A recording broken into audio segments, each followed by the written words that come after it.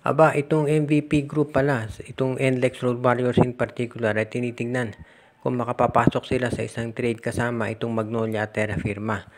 Gusto raw kunin itong NLEX Road Warriors ang power forward na si Andreas Cahidig para lumakas lalo yung kanilang front court. Pero mukhang kailangan ipasok ang Magnolia sa trade na to para ito'y masakatuparan. So, posible na mangyari dito si Andreas Cahidig mapupunta dito sa NLEX Road Warriors. Samantala naman, dito sa Magnolia Chicken Templados, makukuha nila itong si Anthony Semerad.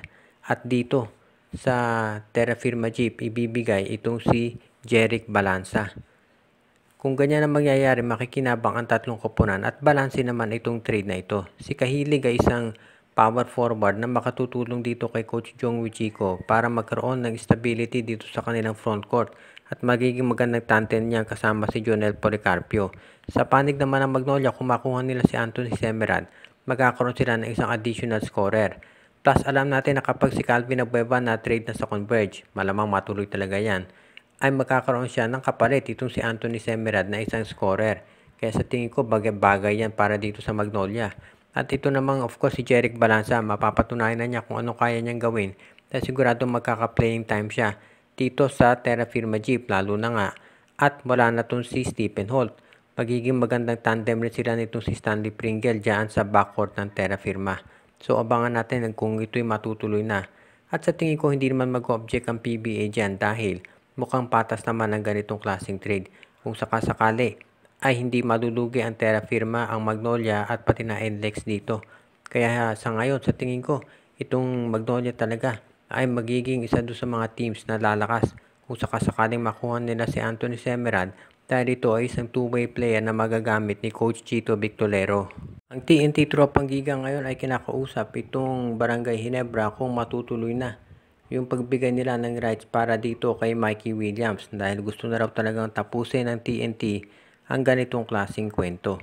Ibig sabihin gusto nilang makuha na talaga itong bago nilang lineup at gusto nilang mawala na si Mikey Williams. Ang tanong na lamang ay kung sino ang pwede nilang ipalit para dito.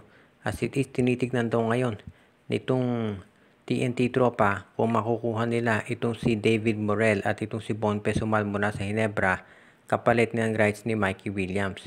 On paper, titignan natin parang dugin-lugi TNT rito. Pero syempre may risk kasi Barangay Ginebra at ayaw magbigay ng Ginebra ng mga players na ginagamit talaga nila para dito kay Mikey Williams dahil hindi naman nila alam kung maglalaro ito. At sa totoo lang, hindi naman kinakailangan ng Ginebra si Mikey Williams. Nandiyan na itong si RJ Abarrientos at itong si Stephen Holt bilang mga guards nila. Plus si Scottie Thompson, si Nards Pinto, si Tenorio. So malamang nga, baka hindi matuloy itong trade na to. At kung sakaling hindi, i-offer naman daw ng TNT itong si Mikey Williams dito sa San Miguel. Yan ang team na talagang kinakailangan ng scoring point guard. So baka tanggapin ng San Miguel yung offer na makuha si Mikey at ang maging kapalit ay itong si Simon Enciso plus itong si Geronte kung sakasakali o baka si Vic Manuel.